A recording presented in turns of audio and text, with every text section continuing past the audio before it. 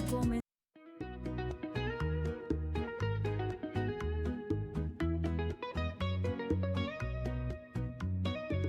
Con el respeto y la honestidad, temas que nos invitan a pensar. No es solo el paso lo que nos define, es la huella que vamos a dejar. La luz del sol que siempre nos ilumine, listos para hoy volver a comenzar. Que sea un día feliz para ti y para mí, con la fuerza que nace del suelo. Es que no hemos bajado. Y dile que quita el preview de ahí. Nunca me poncho.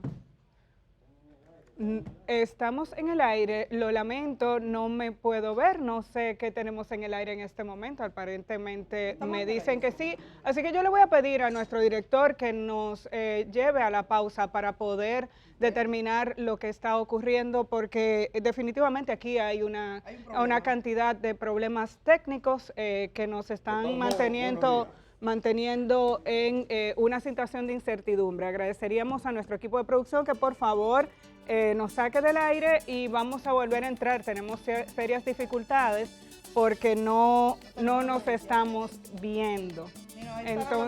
Entonces, por favor, a nuestro equipo de producción.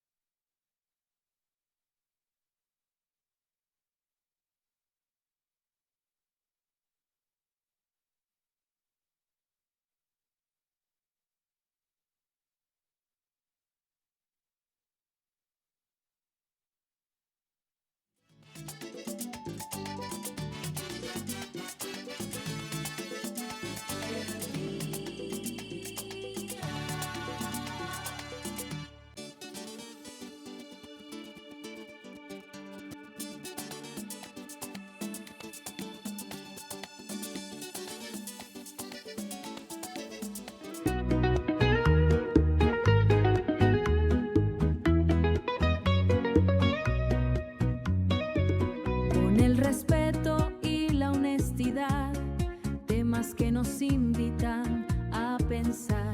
No es solo el paso lo que nos define, es la huella que vamos a dejar. La luz del sol que siempre nos ilumine, listos para hoy volver a comenzar. Que sea un día feliz para ti y para mí, con la fuerza que nace del suelo. En el día el camino. Bueno, ahí están las imágenes del Día del Trabajador. Hoy, 1 de mayo, un aniversario más, un año más, para conmemorar y recordar la lucha de todos aquellos que hace más de un siglo defendieron los derechos de los trabajadores, ese derecho que usted tiene el día de hoy de trabajar en 8 horas de jornada laboral, en la mayoría de los casos, esas reivindicaciones de las que hoy usted se beneficia, fueron producto precisamente de la lucha de hombres y mujeres que en 1886 perdieron la vida en Chicago, precisamente pidiendo mejores condiciones de trabajo. En honor a ellos, a partir del 1889, conmemoramos el 1 de mayo, el Día Internacional del Trabajador y la Trabajadora. Muy buenos días a todos ustedes. Es un placer acompañarles a partir de esta hora. Edith Febles, Germán, Marta y Amelia Deschamps les acompañan. Muy buenos días a todos. Muy buenos días, Amelia. Buenos días, Germán. ¿Cómo estás? Como siempre. Y buenos días también a toda la gente. Hoy se conmemora este 1 de mayo, que como festividad pasa a ser el próximo lunes. Yo no estaría de acuerdo con que el Día de los Trabajadores se pasen para otro día, pero bueno, así aquí solo se respetan las fechas religiosas. Esta es una jornada de reivindicación de los derechos de los trabajadores, un homenaje a los movimientos sociales que trabajaron, que transformaron las condiciones de trabajo en todo el mundo. El plazo de las 8 horas fue una reivindicación de los trabajadores. Tener 8 horas de descanso, 8 horas para dormir y 8 horas para trabajar, porque se trabajaba ininterrumpidamente. Todavía en muchas partes del mundo los derechos de los trabajadores quedan conculcados. Los mártires de Chicago, como decía Amelia, que legaron esta posibilidad.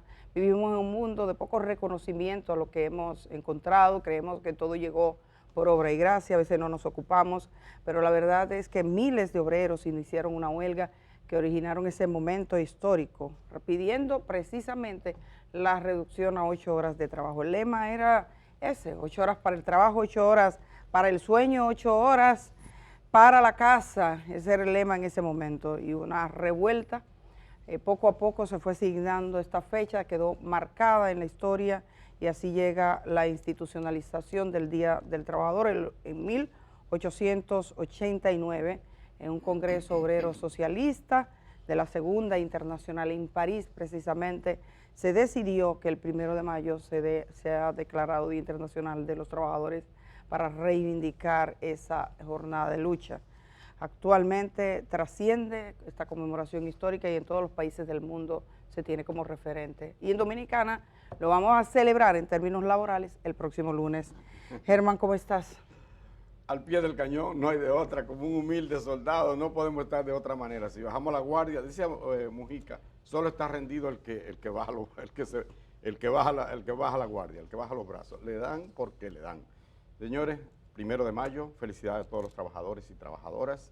Efectivamente, como ustedes dicen, es una fecha emblemática, no es de celebración, es de conmemoración o de recordación. Es una fiesta, pero al propio tiempo es un momento para reflexionar. Efectivamente, se ha cambiado, tú no lo entiendes. Si lo que quieren es no cortar la semana y cae viernes, entonces sí, como quiera, muévelo. Eso es una manera de borrar la historia. Dígase lo que se diga. Dígase lo que se diga, porque usted no se le atreve al que propuso eso, que sabemos quiénes son, muy nacionalistas, muy no sé qué, no se le ocurre con la Virgen de la Altagracia, porque no se lo permitiría el pueblo dominicano. Luego tú tienes un momento de quiebre o de debilitamiento del movimiento obrero y muévete el 1 de mayo y no pasa nada con la complicidad de todos los partidos. Así es la cosa. Son momentos de auge de un conservadurismo y eso tenemos. De todas maneras, vale la pena recordar, como ustedes han dicho, por qué esta fecha. Así que felicidad a todos los trabajadores. Decir que las conquistas se van logrando paso a paso, pero que no hay nada seguro en este mundo. Nada seguro. Y que cosas que ya se han logrado, lo advertí ayer Pepe Abreu, siempre habrá el intento de recortar, lo que se pueda, recortar. De recorte vamos a hablar precisamente hoy, porque hubo una decisión ayer en el gobierno y de eso hablaremos más adelante. De todas maneras, mientras tanto, felicidades a todos los trabajadores y trabajadoras, hagan conciencia, lean, procuren verlo, aunque sea en YouTube, véanlo donde quiera.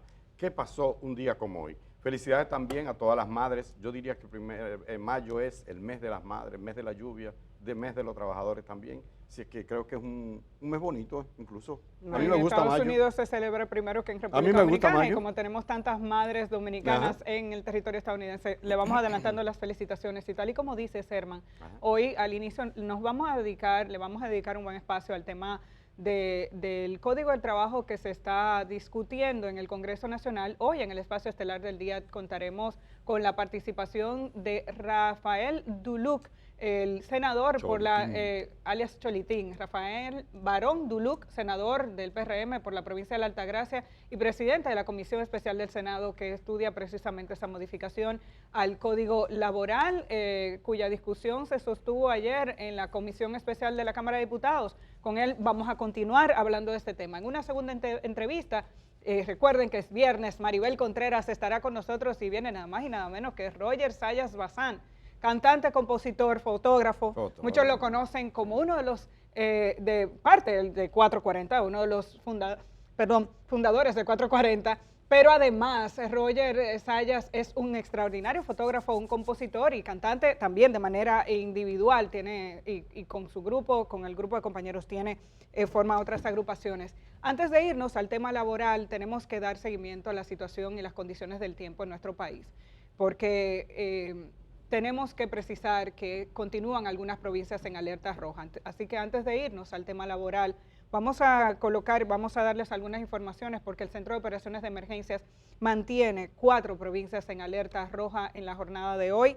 Estas alertas fueron emitidas a las 6:30 de la tarde del día de ayer y no ha habido modificaciones al mapa del Centro de Operaciones de Emergencias, la línea noroeste, sobre todo Montecristi, Santiago Rodríguez, Valverde y Puerto Plata, en alerta roja. Vamos a detenerlo el mapa por ahí a nuestra compañera Yarolín, por favor, porque es importante que la gente pueda observar casi todo el centro y este de la República Dominicana en alerta amarilla, lo que significa que tenemos que estar prestando atención. Espaillat ha recibido mucha lluvia, Santiago, La Vega, Monseñor Noel, Duarte, Hermanas Mirabal, María Trinidad Sánchez, el mapa por favor, Samaná, bueno, lo podemos mantener ahí, Monte Plata, San José de Ocoa, San Cristóbal, Santo Domingo, el Distrito Nacional, Atomayor y el Ceibo en alerta amarilla. Y en alerta verde tenemos a Dajabón, que es extraño, ¿verdad? Tan al noroeste, suele ser una zona bien seca, sigue en alerta verde, San Juan en alerta verde, Peravia, San Pedro de Macorís, La Romana y la Altagracia, eso es en la región este. Una vaguada que incide en varios niveles de la atmósfera, continuará provocando lluvias significativas en gran parte del país en las próximas horas, según el informe de Indomet, que llamó a la población a tomar precauciones ante las posibles inundaciones y los deslizamientos de tierra. Este fenómeno, que es inusual para esta época del año, ya ha generado acumulados muy importantes, especialmente en el Cibao, la Cordillera Central y la región suroeste. En Dajabón, varias viviendas resultaron inundadas, lo que obligó a los organismos de socorro a desplegar operativos de asistencia. En Santiago, ahí sí, vamos a ver las imágenes, la situación también es crítica, se desplomó una pared, deslizamientos de tierra en la comunidad de Arroyo Hondo Arriba y han dejado al menos 10 viviendas en riesgo de colapso. La suspensión de la docencia este viernes 1 de mayo en las provincias bajo alerta roja anunciada por el Ministerio de Educación, conforme a la declaración del Centro de Operaciones de Emergencia. Importante, las provincias en alerta roja que son, reitero, Montecristi, Santiago Rodríguez, Puerto Plata y Valverde.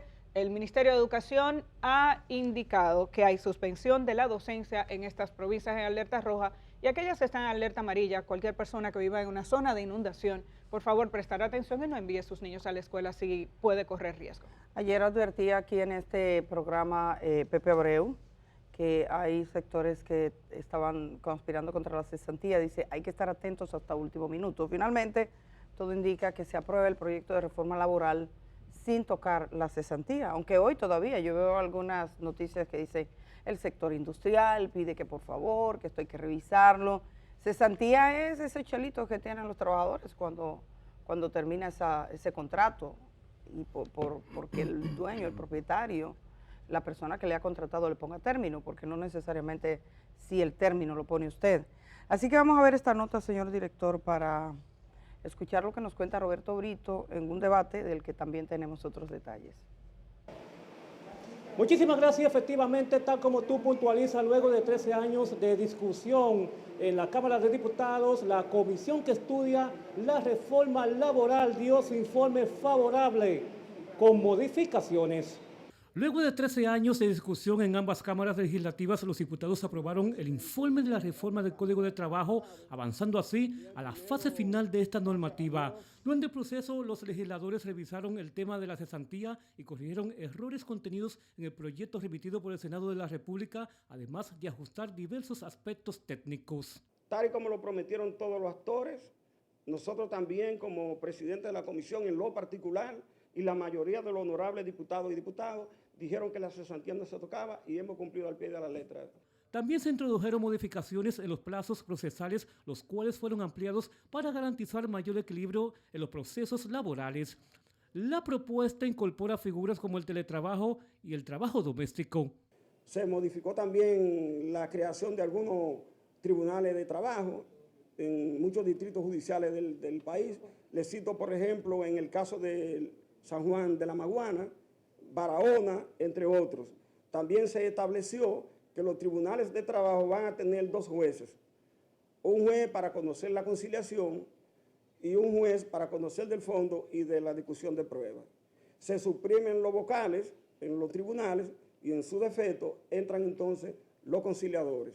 En materia de licencias, la reforma establece 7 días por nacimiento de un hijo, fortaleciendo este derecho para los trabajadores. De igual forma, se fija en 3 días la licencia por fallecimiento de un hermano, con coherencia en otras disposiciones del Código vigente. El Código de Trabajo es mucho más que la cesantía, es un acuerdo general y una regulación de la relación entre empleadores y empleados, y el Estado está en el medio. Importante que hemos logrado preservar la cesantía laboral como una conquista de los trabajadores y no se tocó en ninguna de sus partes. Entonces yo creo que verdaderamente ha sido positivo, una labor muy ardua. Para la elaboración del informe, la comisión escuchó a todos los sectores involucrados, incluyendo el ministro de Trabajo, Eddie Olivares, juristas y exfuncionarios, en unas 45 sesiones de trabajo realizadas en el Congreso Nacional. Este informe, que fue aprobado a unanimidad con 8 votos, será presentado la próxima semana al Pleno de la Cámara de Diputados para su aprobación. Esto es lo que tengo desde el Congreso Nacional. Retorno contigo. Bueno, ahí está el tema de la cesantía. Bien hecho, bien hecho. Bien hecho por los diputados, bien hecho. Cuando no lo hacen bien, aquí se le critica. Si lo hacen bien, hay que decirlo. Esa comisión, 8 miembros, es una comisión especial que se designa para estudiar un determinado proyecto, así que se hace. Hay representantes de las diferentes bancadas, ¿cierto? Y esa comisión a unanimidad dijo, no, eso no se va a tocar, no se debe tocar. Y creo que ahora el Pleno de la Cámara de Diputados, porque es una comisión, ¿cierto? Ahora ellos lo llevan la próxima semana al hemiciclo, a la sesión, y ahí deberá votarse. El PRM tiene mayoría, hay que estar alerta. Dije al principio que no hay nada cierto. Lo único seguro en la vida es, ya saben, el final, la muerte. Finiquitar. Es lo único seguro. Después no hay nada seguro en esta vida. Por lo cual hay que estar ojo avisor, como la guinea tuerta, chivo, diría un cibaeño, chivo, hay que estar chivo, no vaya a hacer cosas. De todas maneras, esto es un buen indicio, expresa como más o menos la línea que va a seguir que van a seguir los partidos, no creo que la oposición vaya a hacer. La AIRD, la Asociación de Industria de la República Dominicana, ayer insistía, señores, hay que cambiar por esto, por lo otro. Tenemos 50 años de crecimiento, ahora va a haber una situación difícil, pero aún así creceremos, confío en eso. Las proyecciones son que serán bajitas los niveles de crecimiento, pero creceremos. La economía dominicana crecerá. Se espera, ¿no? 50 años creciendo, alrededor de un promedio de 5%, Edith, Amelia. ¿Y con qué código fue que se creció? Sí. ¿No con ese código? Sí, Desde bueno. 1992 está ese código, y antes ya estaba la Pero cesantía. sí, el mundo ha cambiado. Hay que sí que ha cambiado y hay cosas que hay que... un código nuevo con Que sí, pero la cesantía, que es el nudo gordiano, es el tranque, ¿sabes? Porque los otros estamos contestes, todos estamos de acuerdo en que ahora hay teletrabajo, en algunos sitios se puede, perfecto. Todos estamos de acuerdo que si una empresa, un restaurante, y bueno, el domingo es día libre, dice el código viejo. Nosotros trabajamos los domingos. Exacto, nosotros trabajamos los domingos y no se reclama como hora extra, no debe ser, porque es como la naturaleza, no te voy a decir. No quiero decir que por la naturaleza. Por la naturaleza. Nos reímos, pero en serio. Mira, el periodista. El periodista trabaja Viernes Santo, 1 de mayo, trabaja los domingos. Porque es la naturaleza. Menos el Viernes Santo. Espérate, mi amor, espérate, tranquila, tranquila. Déjame hablar, que estoy en serio. Yo creo que él dijo una cosa. No, Lo que pasa es que él dijo una cosa y después como que la pensó y no en la computadora, no la pudiste arreglar. No. Termina. Estamos, Adelante. se comprende que por la naturaleza de cierto trabajo habrá días que son el feriado para el común y para esa persona. Eso se comprende. Se comprende también que tú puede haber algunas variaciones de locación incluso del trabajador, etcétera, etcétera. Esos cambios sí, pero lo esencial no era eso, porque ahí está de acuerdo el gobierno, o sea, la Comisión del Gobierno, los trabajadores y los propios empresarios están de acuerdo con eso. Ahí no hay tranque. Yo creo que sí. Si nos estamos planteando la posibilidad de tener un código nuevo, tenemos que pensar en él de forma integral. Definitivamente, para muchos trabajadores dominicanos, la cesantía significa ese seguro de trabajo que no se tiene en República Dominicana y que sí se obtiene en otros países cuando un trabajador te despide. Yo lo he dicho en muchas ocasiones. Si usted renuncia a un sitio, no importa la cantidad de años que tenga, realmente por ley no le tocan las prestaciones laborales. Otra cosa es que usted teniendo una buena relación con esa empresa o llegando a un acuerdo mutuo entre la empresa y el trabajador, la empresa te conceda esa cesantía. Por tanto, realmente aquí se está peleando de porque en caso de un despido y sobre todo un despido injustificado, esa persona que no estaba pensando en irse de un trabajo tenga ciertas garantías de un dinero, un colchón que por ley se estuvo acumulando para que una vez queda sin trabajo esa persona pueda resolver en lo inmediato con ese dinero. Una especie de protección que tiene el trabajador y nadie que tiene un derecho ganado lo va a soltar así por así, a menos que la transacción sea por algo mucho mejor. Y no parece que las propuestas hechas por el empresariado hayan llenado esas expectativas. De todas maneras, vamos a ver, hay diferentes sectores, vamos a ver a la Confederación Autónoma Sindical Clasista, Gabriel del Río, que es uno de esos sindicatos que tradicionalmente han defendido los derechos de los trabajadores en estas discusiones. ¿Qué dice él? ¿Qué dijo él en la jornada de ayer? Estamos en estas condiciones que están muy bien el trabajador en sus empleos, dependiendo de las empresas, porque hay empresas que están muy bien, hay empresas que tienen muchas dificultades, que no hay libertad sindical, que no se permite al trabajador organizarse, y en eso tenemos un problema. La libertad sindical en nuestro país todavía, hoy día, aunque está establecido en una ley, en los convenios internacionales de la OIT y está establecido en la Constitución de la República, sin embargo, en muchas empresas tenemos dificultades de organizar al trabajador y eso es uno de los grandes obstáculos que tenemos hoy dentro del aspecto legal de nuestro país, permitir que los trabajadores se organicen con libertad y que puedan reivindicar sus derechos fundamentalmente, no solamente salariales, sino otros aspectos fundamentales que el trabajador necesita para su bienestar, para él y su familia. Bueno, ahí escuchamos las declaraciones de Gabriel del Río y la AIRD, que ayer celebraba, la Asociación de Industrias de la República Dominicana, ayer celebraba un aniversario más. En esa actividad participó el presidente Luis Abinader y el vicepresidente de la AIRD. Hablaba del tema de la cesantía, lo adelantaba Germán, los industriales sí abogan por una modificación en esta parte.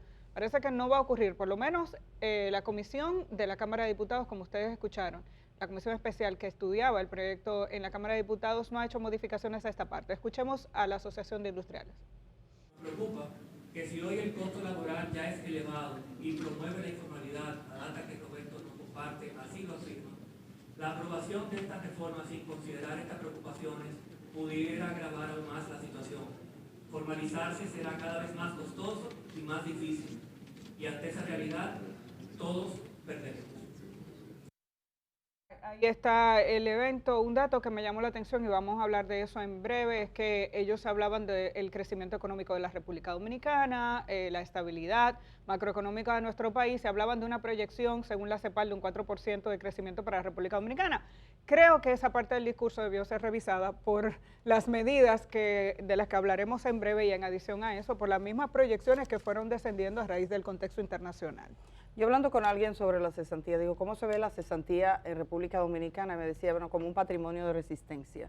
Es decir, los trabajadores tienen esto como el única arma, un tipo de consideración, un país que no funciona todavía o se ve insuficiente, la seguridad social. Lo primero que pasa en nuestro país, que es un tema pendiente, hoy que es Día del Trabajo, es increíble que en República Dominicana, cuando un trabajador pierde el empleo, incluso los trabajadores del sector público, que para mí es lo más elocuente de esa discriminación, de esa injusticia, pierda el seguro contributivo, que le da una oportunidad en el régimen de la seguridad social. O sea, usted sale y usted de inmediato cae en régimen subsidiado. Entonces, debería existir, y de hecho si usted está en la seguridad social, algún modo, algún mecanismo, algunos sectores lo han logrado arreglar, pero no todos. Entonces, esa es una deuda que hay. El contributivo subsidiado. O contributivo subsidiado, pero que tú puedas tengas, aportar. Estando fuera de República Dominicana, cuando yo nunca dejé de pagar mi seguro aún yéndome fuera del país, por razones obvias. Yo me fui en medio del COVID. Ajá. Y yo no sabía si en algún momento yo iba a querer regresar a República Dominicana y continué pagando mi seguro privado, aunque ya yo no estaba empleada. Y me encontré, y pongo este ejemplo de manera personal, a propósito de lo que dices, porque me encontré con una realidad de que en un momento vine al país y me hice unos chequeos y me dijeron de un procedimiento extra. Yo tengo un seguro con una muy buena cobertura y me encontré con que había un procedimiento que me decía, lo que pasa es que tú te lo cubre el seguro básico y tú no tienes el básico. Y yo digo, ¿cómo es que yo tengo lo que está por encima del básico y no tengo lo del básico si yo puedo pagar mi seguro? Y eso es lo que no hemos logrado, que tú... Sí, por mucho que tú pagues o sea, nunca llega a tener la consideración. Lo lógico es que tú puedas cubrir lo que te pagaba el empleador, sobre todo si tú eres, en mi caso, yo trabajo como profesional independiente. ¿Tú sabes? Entonces, es una tarea pendiente porque tú me dices... Pero yo lo puedo pagar, pero que el sistema no existe para que tú lo puedas pagar. Porque ¿qué pasa con la seguridad social? La seguridad social tiene una serie de garantías que no lo tiene un seguro privado. Tú puedes pagar un seguro muy caro y hay gente que están equivocadas en eso. Yo estaba conversando el otro día con un joven, él es empleado y tiene a su padre con un seguro privado. Y me dice, pero yo pago muchísimo por papá. Le dije, mételo en el seguro, en el subsidiado, en el contributivo. ¿Por qué? Primero, en el régimen contributivo, la seguridad social en sentido general no discrimina por edad. Tu padre puede tener 80, 90, 100 años y tiene que aceptarlo. Los privados ponen límites. Luego, las letras pequeñas que la gente no lee, eso es terrible. Entonces, nosotros no lo hemos, digamos, que destacado tanto, pero la gran reivindicación de la seguridad social es en cierto modo que tiene unos criterios que son generales y que son de justicia, pero todavía le falta concretar algunos aspectos que es el que estoy extrañando. Cuando un trabajador pierde su empleo, queda en el aire. O sea, que ha trabajado 30 años, o sea, debería existir. Y eso lo dice la ley. En la reforma vamos a ver qué pasa. Dicen, no tenemos que reformar. No, la ley lo plantea claramente. Entonces, la verdad que con el tema de la cesantía, aquí se ha hecho mucho, yo dije, ¿y cómo lo hacen en otros países? Estuve buscando. Primero en República Dominicana. En el contexto dominicano para la gente es como una especie de SAN. Dice, claro, se dan situaciones donde un trabajador quiere que lo despidan, quiere irse de la empresa pero no se va, porque necesita que le den su chelito. Ese es el típico, yo quiero que me den mi cuarto y lo único que le falta es orinarse en el escritorio del jefe para que lo voten, para que le den el dinero. Y lo pueden votar sin un chele, claro. Si se reporta al Ministerio de Trabajo y se le hace un expediente, olvídese de eso, que eso no va. Pero yo he sido testigo a lo largo de los años de situaciones, pero esos son los menos. Ahora bien, para la mayor parte de la gente eso es como una especie de clavo de ahorro. Dice, yo tengo un ahorrito ahí y cuando me voten tienes un dinero que recibes juntos y te permite subsistir hasta que consigues otro trabajo y alguno incluso para hacer algún tipo de emprendimiento. Lo que te dije, el seguro por desempleo que existe en otros países, nosotros no lo tenemos. Nosotros no lo tenemos de un modo diferente. Y estaba mirando aquí, por ejemplo, cómo se calcula. De 3 a 6 meses de trabajo, 6 días de salario. De 6 meses a un año, 13 días de salario. De 1 a 5 años, 21 días por cada año, eso es lo que le pagan. De 5 años en adelante, 23 días por cada año. Entonces, hay países, por ejemplo, en Estados Unidos, el seguro del desempleo, que es el que dice Amelia, el empleador no entrega una suma global al trabajador al despedirlo, entonces la empresa y el trabajador mensualmente van a un fondo estatal del sistema de la seguridad social y el trabajador, si es despedido, el Estado le paga un porcentaje de su sueldo mensual, entre 60 y 70% durante un tiempo determinado, que puede ser de 6 meses a 2 años mientras se recoloca. Si no, ahí no hay un gran cheque que te dan al principio, sino que te van pagando así. Mucha gente aquí aspira a que le den un cheque. La gente dice, yo quiero que me den en el fondo de pensiones todo lo que yo tengo. ¿Cómo lo logro? O sea, es una aspiración de muchos dominicanos que lo pueden obtener si tú cumples los 60 años y saliste, los 59 pusieron algo menos, pero si empezaste a trabajar, a cotizar con más de 44 años. Entonces, y que le digo a la gente, eso es automático, no tienen que buscar abogados para eso, que le cobre porcentaje. Usted va a su AFP, de hecho hay una cita que hacen la AFP y usted pone que usted va por eso. Yo lo intenté y lo puse, entonces como yo no califico, me puso no califico, pero le hice a un amigo mío, él sí califica y ¡pran! Ahí está, no tuvo que ir a ningún lado. Luego está el modelo de cuentas individuales, eso funciona por ejemplo en Austria, en Brasil. Algunos sectores sugieren aquí que se mire este. El empleador deposita mensualmente un porcentaje de salario en una cuenta bancaria a nombre del trabajador. Entonces ya el empleador no tiene nada que ver con eso. Es como una mochila. Ese dinero del trabajador, independientemente de si renuncia o lo votan, es suyo. Y esa mochila se la lleva donde quiera que va. ¿Cuándo le toca recibirla? Cuando termine su vida laboral. Elimina el conflicto legal porque ya es dinero del trabajador. Alguna gente aquí quisieran eso. Luego está la indemnización con techo en España y México, que es que igual que en República Dominicana, pero con un límite. Por ejemplo, aquí no hay límite. Tú puedes durar 30 años en una empresa, te tienen que pagar los 23 días por cada año. Entonces tú acumulas más. Y hay gente, por eso hay empresas que deciden que tú te mueras y mejor. Porque dicen, no, esa persona. Y también hay empresas que le pagan, hacen un corte específico. Debo decir, hoy es Día del Trabajador. El otro día estuve hablando, y creo que me escuchó, con un funcionario privado de una empresa de supermercados. En los supermercados dominicanos hay unas personas que trabajan recogiendo con la funda, ¿no? Como empacadores. Los empacadores no le dan empleo, no tienen un empleo. Cuando usted ve a un empacador, sepa que esa es una persona que vive de la propina. De la propina, no le dan nada, no tiene seguro, no tiene empleo, no tiene pasaje. Tú lo que tienes es que esas personas, es como en los campos, cuando está la cosecha de café, que llaman a todos los muchachitos, vengan el que quiera, que yo le pago por día. Bueno, pues así mismo trabajan los empacadores.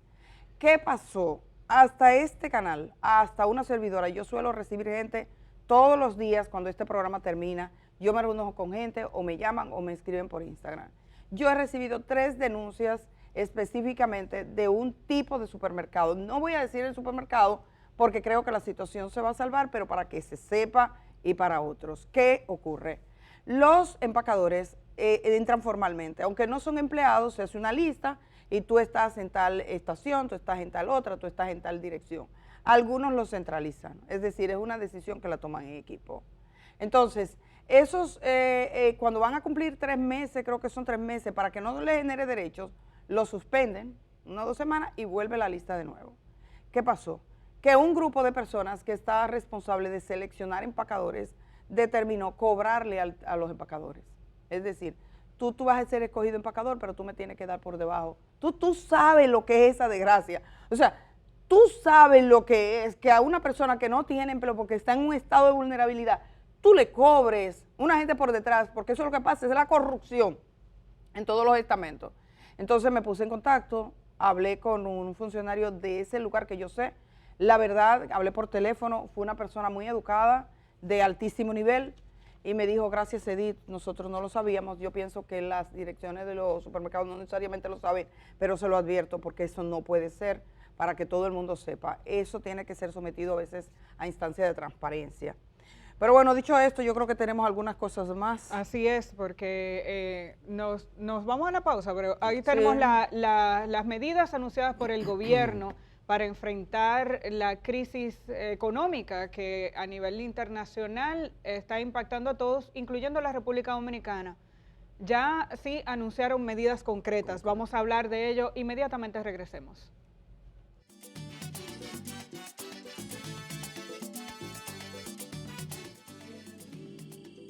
Duquesa, cuando llega la JUN aquí es como una empresa brasileña. 2007. Y ellos compran a los que aparecían con título de propiedad. O sea, cuando ellos llegan, ahí hubo como algo turbio. Exacto, van y le dicen, mire, ustedes están en una propiedad privada porque ya el SEA ha vendido esto desde el año 2012. Y los inversionistas dicen, bueno, pues tenemos aquí una planta, aquí va a haber un proceso de aprovechamiento del gas metano, que es un proyecto que estaba, más había otro proyecto para un aprovechamiento de reciclaje, y al lado de Duquesa, ahí mismo, y ellos compran los terrenos. Y a partir de ahí se les piden unos títulos de propiedad a nombre de la compañía, de la Juco. ¿Pero esa compañía había gente vinculada al partido de gobierno en ese momento o no? Mira, ellos hicieron sociedades con empresarios dominicanos y eso parece que movió mucho.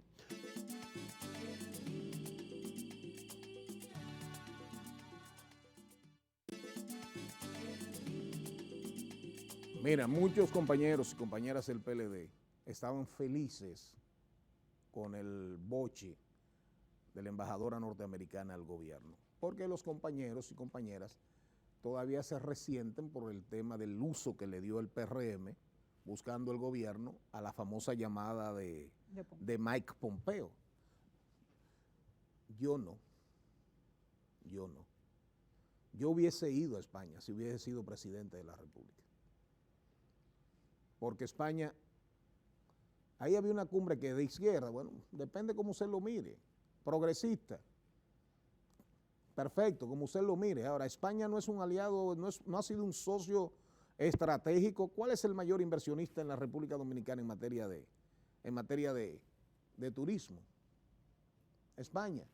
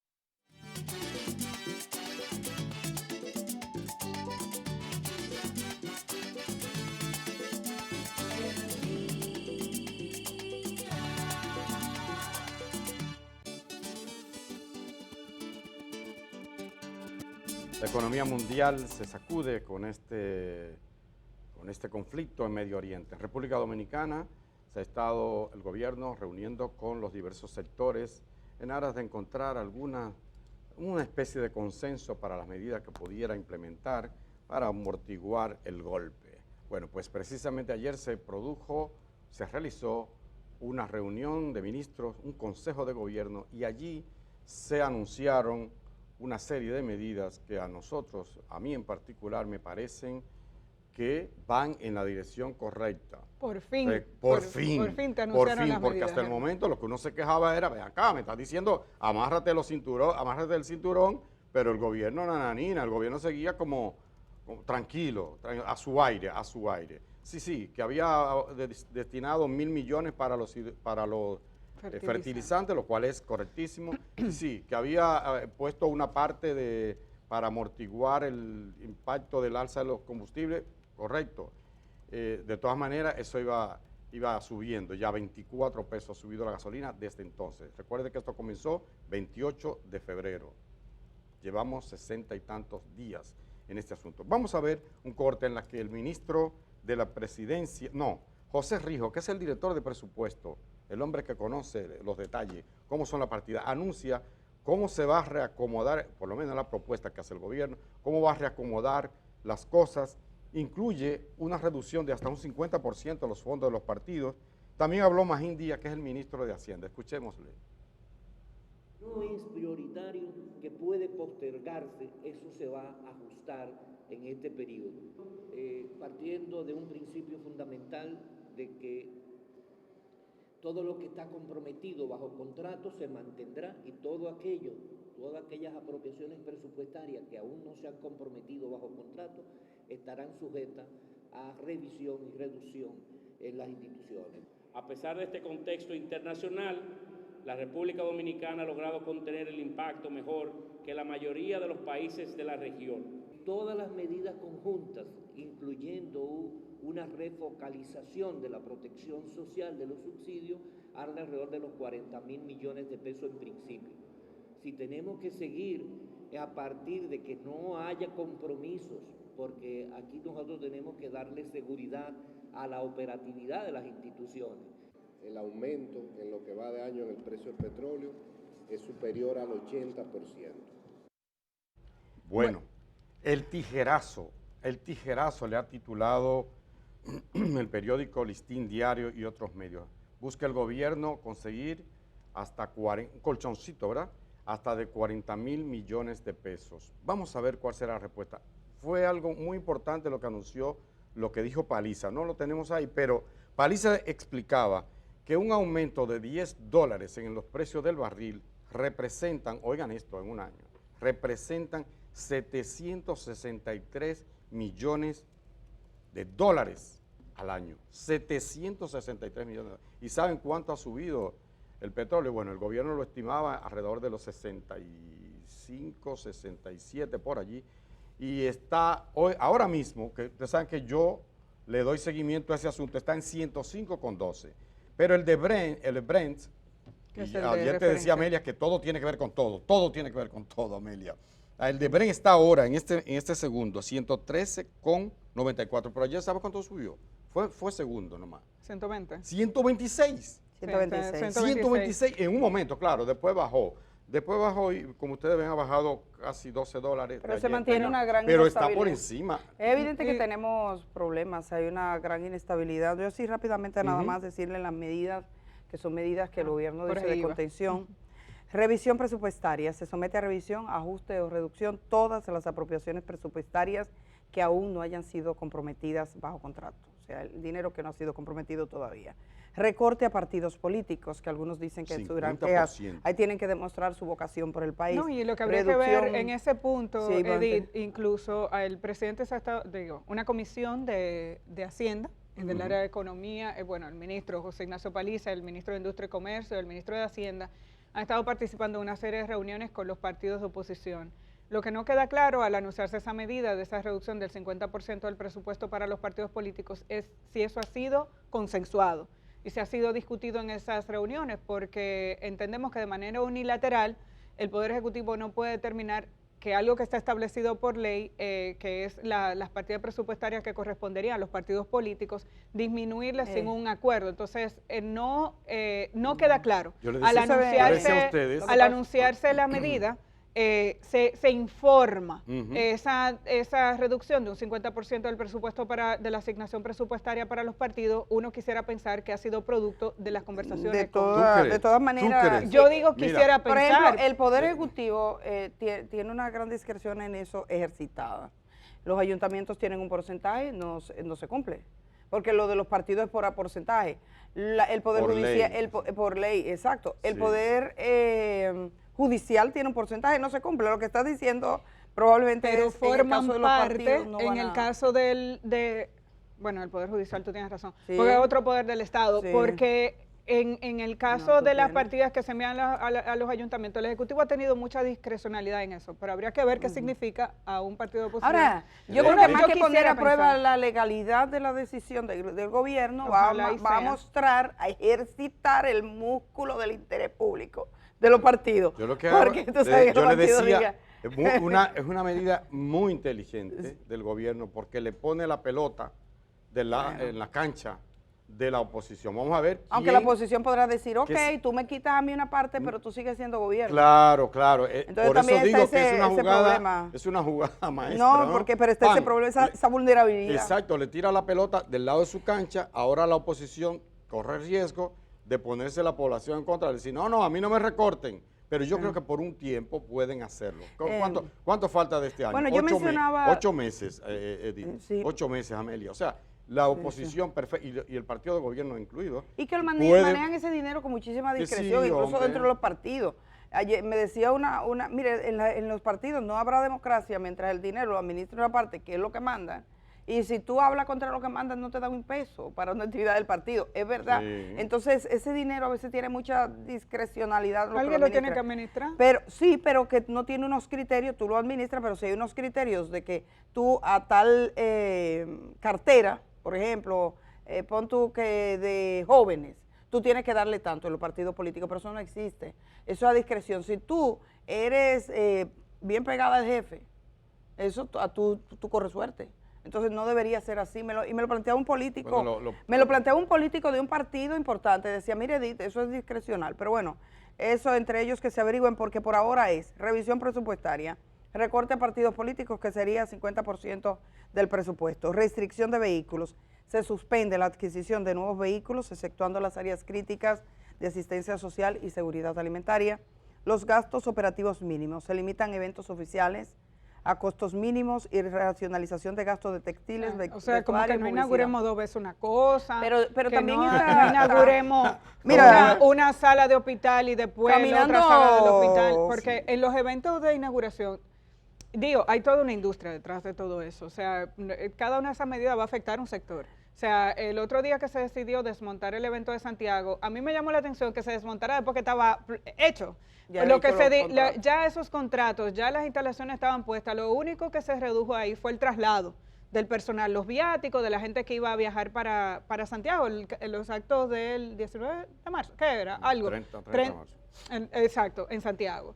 Entonces, ya el montaje estaba hecho, las instalaciones estaban colocadas, por tanto, a todas esas empresas que ofrecían ese tipo de servicios ya había que pagarles. De todas maneras, es una idea del gobierno de decir, vamos a reducir gastos que entiendan superfluos. Ahí están los gastos de la alimentación de eventos oficiales. De todas maneras, yo estaba caminando del Mirador Sur y me encontré un señor que tiene una pequeña empresa.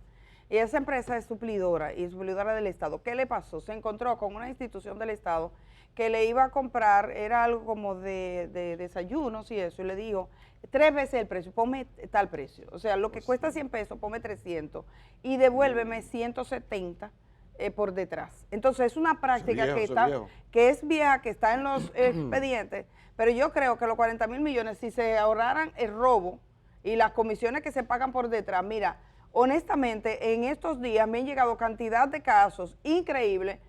Conversé con un empresario, ese empresario le dieron una licitación, salió favorecido para no sé qué cosa. Bueno, pero le dijeron, mira, eso cuesta tanto, pero pon tanto y devuelve tanto por detrás. Dijo que no, porque muchos empresarios ahora tienen miedo, porque ustedes están viendo los empresarios que proveían seguridad, que están en el caso, que fue antes que SENASA, que ahí está SENASA, el INAIP y todo eso, que tenían que devolver un dinero por detrás a las empresas de seguridad para que le dieran el contrato. Para cobrar, tú tienes que... Y entonces, yo no sé por qué en este gobierno en particular, durante estos primeros años, no habíamos escuchado nada como esto, y últimamente me estoy encontrando varios casos como ese. Entonces, como hablo de corrupción siempre y hablo de cenas y todo, vienen acá, pero no me dan la prueba, no quieren hablar. Los empresarios tienen mucho miedo, la gente piensa que uno es de goma y ellos son de carne, y entonces nadie quiere como asumir ni darte pruebas específicas. Entonces yo no puedo venir con boca de ganso a decir en tal empresa que ellos tienen que darme las pruebas. Pero yo sé qué pasa. Luego está, además de los viajes y viáticos, el mantenimiento minoritario, se disminuyen gastos destinados a reparaciones y mantenimiento menores en instituciones del Estado. Y yo quiero poner en esa lista, y hoy tenemos un legislador, el tema de lo que ocurrió con la ley que ayer estábamos leyendo, la ley que están aprobando para pagar obras sin contratos. A mí me parece de justicia que las cosas se hagan correctas, y no es posible que, ¿cómo que se llama? Asfaltos Unidos o algo así, que hizo San Juan de la Maguana entera sin contrato. O sea, eso tiene que tener una consecuencia sobre la empresa y sobre los que le dieron que construyera las carreteras, las escuelas, los caminos, los bacheos, las no sé qué, la mínima pan. Esos son 3 o 4 hojas de obras, todas hechas sin contratos. Entonces a mí me parece que aunque sea una cuchara de los funcionarios que le ordenaron hacer las obras sin contrato, porque ¿quién hace todo eso de boca? ¿Quién financia todo eso? Porque si fuera así, yo llamo gente, vengan, coman, comiencen a construir. Nada se hace así, no entendemos eso, eso se está aprobando la carrera, y el Estado tiene que mirar, porque una cosa es que tú ahorres en reparaciones que necesites, y otra es que se aprueben leyes como esa, que esa ley yo me imagino que el Poder Ejecutivo lo va a observar, porque lo que el Poder Ejecutivo observó sigue siendo válido, aunque el proyecto fue reintroducido y antes de ayer fue aprobado. Finalmente, la publicidad, transferencia a organismos, bueno, está la publicidad, lo dije en la disminución, sí, en textiles, vestuario y publicidad. Simplemente termino con la última, que reducen las transferencias corrientes desde el gobierno central hacia organismos autónomos, eso no me queda tan claro, descentralizados de empresas públicas que tengan capacidad de generar recursos propios. Entonces, esa es una parte, como hay organismos que generan recursos propios. Entonces, esa hay una reducción, me imagino que eso estará posteriormente más documentado. Mira, Edith, eso demuestra, lo de ayer está bien, hay que decirlo, y demuestra que la realidad es más terca, diría el viejo barbudo alemán, la realidad es más terca que una mula prieta de asua, es terca.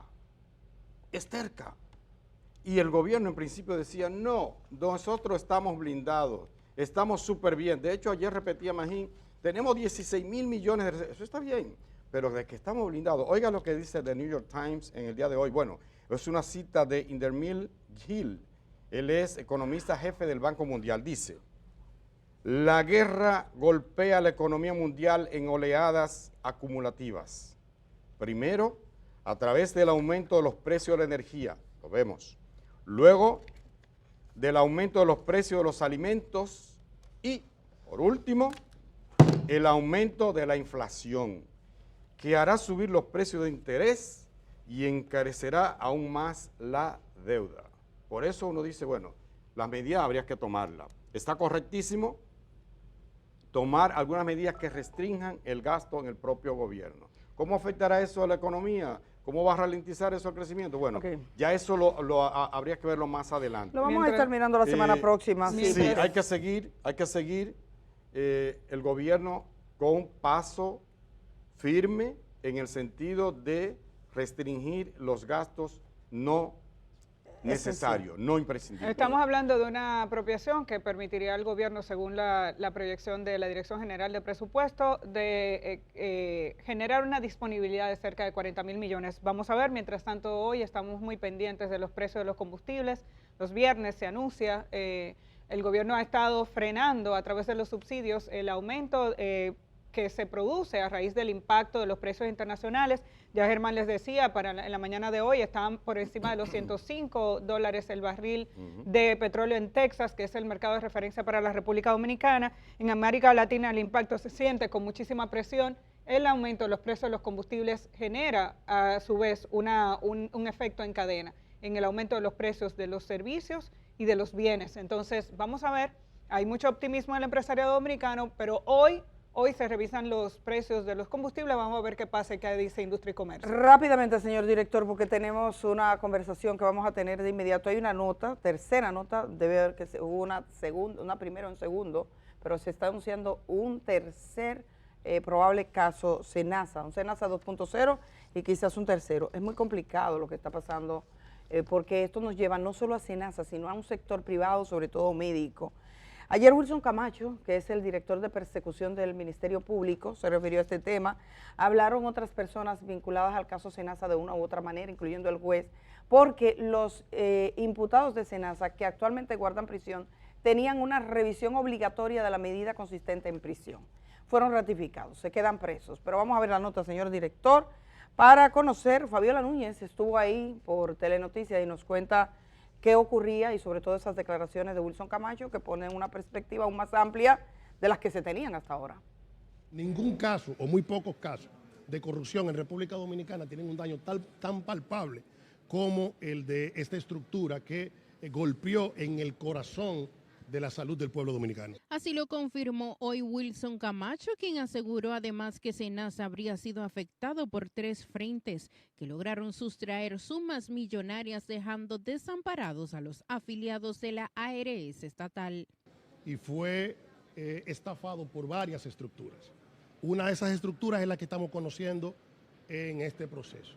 Otra de esas estructuras es la que lidera Ángel Luis Guzmán, al que le vamos a conocer medida de coerción en el día de mañana. Y le puedo asegurar, aunque no puedo dar detalle, que hay una tercera estructura que también afectó al Seguro Nacional de Salud, SENASA. Ya tuvimos una primera versión, vendrá una segunda versión y no descartamos que haya una tercera versión. Este jueves, el juez David Timoteo Peguero ratificó la prisión preventiva contra 7 imputados, tras considerar que la medida sigue siendo idónea y necesaria debido al peligro de fuga que ostentan los implicados. Entendemos que procede ordenar la continuación de la prisión preventiva por considerar que no han variado los presupuestos tomados en cuenta al momento de su imposición. El único que no sometió presupuestos nuevos ante el tribunal fue Miguel Valerio, representante legal de Santiago Jacín. Los demás rechazaron la decisión del juez de mantenerlos en prisión. Porque entendíamos de que era un ejercicio sin ningún sentido. El juez lo repitió, los presupuestos se mantienen y como tal el Ministerio Público va a seguir investigando y nosotros vamos a esperar nuestro momento para aportar todas las pruebas que entendamos. Ninguna persona que se le ha impuesto medida de coerción en estos tipos de procesos y se le ha variado, ninguna se han evadido. Fíjense que es una particularidad y una constante que se ha dado, así que por lo tanto no es una condición imprescindible. El juez fijó para el próximo 21 de mayo la lectura íntegra de su sentencia, mientras que una nueva revisión obligatoria de medidas de coerción quedó pautada para el próximo 30 de julio. Para Telenoticias, Fabiola Núñez. Debo decir que me conmovió la declaración de una de las imputadas. Realmente a veces la gente no piensa. Yo entiendo lo que ella dice sobre el alcance de las responsabilidades, pero la verdad es que son momentos duros también. Ayer se dieron muchas situaciones que posteriormente abordaremos con respecto al caso SENASA y que todo implica que este caso va a aumentar muchísimo más y si ya se está anunciando una posible fase 3. Pero bueno, simplemente como dato dejarles al final, porque hablando de SENASA, el PETCA, que es el órgano especializado, la unidad élite del Ministerio Público para combatir la corrupción, saben que uno de los suyos se metió en un lío, trató de hacer negocios con uno de los que figura como testigo, pero que sabe de los negocios de SENASA. Es el fiscal Aurelio Valdés de San Juan de la Maguana, llegó hasta la unidad más alta quizás que algunos fiscales quisieran llegar, pero trató de hacer negocios. Pedía específicamente $200,000, un Mercedes-Benz, pero que fuera negro, y también le echó el ojo a reloj Rolex que tenía la persona a la que él estaba entrevistando. Finalmente la jueza que conoce el caso, que había sido objetada, la magistrada Isis Muñiz, pero que fue ratificada por la Corte de Apelación, ha puesto que la audiencia de medida de coerción, que ya tiene más de un mes preso este señor sin medida de coerción, será el día 5 de mayo. Así que la próxima semana es la medida de coerción contra el fiscal acusado de recibir en la práctica $10,000 que estaban marcados por orden de la propia jueza, que ahora conocerá el caso de la medida de coerción. Vamos a ir a la pausa diciéndoles quién es nuestro invitado. Hoy conversamos con un invitado estrella, necesario para comprender algunas cosas. Así es, Rafael Barón Duluc, senador del Partido Revolucionario Moderno por la provincia de La Altagracia, estará con nosotros, es presidente de la Comisión Especial del Senado que estudia el Código de Trabajo. También con él podemos hablar de esos intentos de modificación al Código Penal. En serio, ahora, faltando tan poco para que entre en vigencia, de este y otros temas hablaremos con el senador Rafael Barón Duluc. En una segunda entrevista, recuerden que hoy es viernes, Roger Sayas estará con nuestra compañera Maribel Contreras para que cerremos con un poquito de música. Cantante y compositor dominicano, también extraordinario fotógrafo, un artista nuestro. Y Roger Sayas estará con nosotros. Y recordarles que en las páginas de telesistema.com.do, Telesistema, ustedes buscan, está nuestra transmisión en vivo por el momento. Pueden entrar a Telesistema, seguirlo en sus celulares. Ayer no estaba y alguien me dijo, oh, pero ni aquí, pero sí está disponible, lo hemos verificado. Telesistema11.com.do, ahí la encuentran y cuando salgan de casa pueden seguir con el programa. Muchas gracias a tanta gente, a todos los que nos han escrito. Disculpen, nosotros también estamos interesados en tener esa conexión. Vamos a la pausa, regresamos enseguida. Sí, ahí teníamos, ese es lo que le llamamos el ejercicio de rendimiento profesional. Son unas situaciones contextualizadas al aula que se le presenta al maestro, a la maestra, y en una hora ellos deben darle respuesta a unas 40 situaciones que se plantean. Entonces parece ser que ahí hubo por sobre la sobreasistencia, ahí vino el colapso. Y es la saturación. A eso lo vamos a verificar el viernes y vamos a verificar que las autoridades hayan tomado los correctivos que corresponden a ese lugar. Por ejemplo, en un centro educativo, eso se hizo online, obvio, ¿verdad? Que teníamos 40 máquinas, entonces convocaron 60, 70 personas para que en una hora hicieran el ejercicio y eso se hizo en todo el país y bueno, esos son los resultados. Es bueno que ustedes sepan que de manera responsable la ADP decidió suspender esa prueba.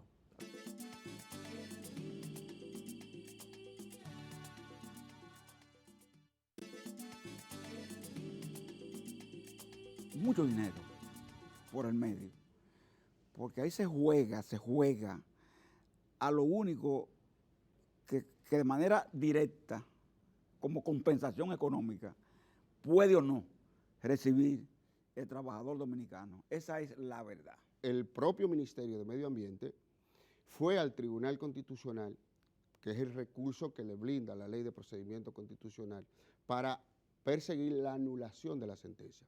Pero lo que le pedimos ahora al Tribunal Superior Administrativo fue que interpretara los alcances de su decisión, porque para el Ministerio, como estaba diseñado, la parte dispositiva era de imposible cumplimiento.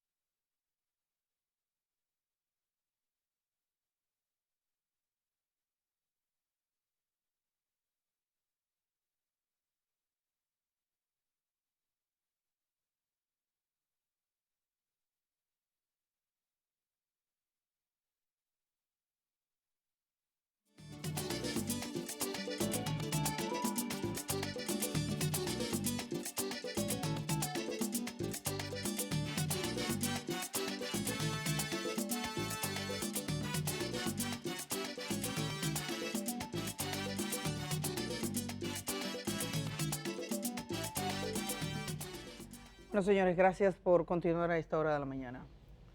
Rafael Barón Duluc, es el Cholitín. senador Cholitín, muy reconocido como Cholitín, senador del PRM, provincia de la Altagracia. Él preside una comisión que a nosotros nos parece fundamental en este momento, por eso le hemos invitado. Es la comisión especial que estudia el Código de Trabajo, del cual hemos hablado, y precisamente hoy, 1 de mayo, es un gusto tenerle aquí para hablar sobre ese tema. Buenos días, senador. Buenos días y felicitaciones a todos los trabajadores, incluyéndonos nosotros, que somos trabajadores, ¿verdad? Todos. Muchas gracias. De todo el país. Usted se ha referido varias veces a la necesidad de que se agilizara este proyecto en la Cámara de Diputados. Ayer finalmente la comisión rindió un informe favorable, parece que se garantiza la cesantía.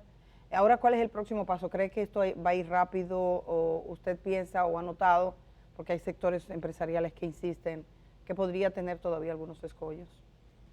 Yo muy contento de que haya sido ya rendido el informe favorable. Ahora viene la parte ya final en la Cámara, que es aprobarlo ya en el hemiciclo. La Cámara de Diputados votar por lo que aprueben y luego enviarlo de nuevo al Senado. Si hay cambio hay que aprobarse en el Senado otra vez de nuevo y ya para que sea promulgado por el Poder Ejecutivo, que al final es lo que esperamos ya. Un código que creo que ha sido discutido bastante, es un código bueno.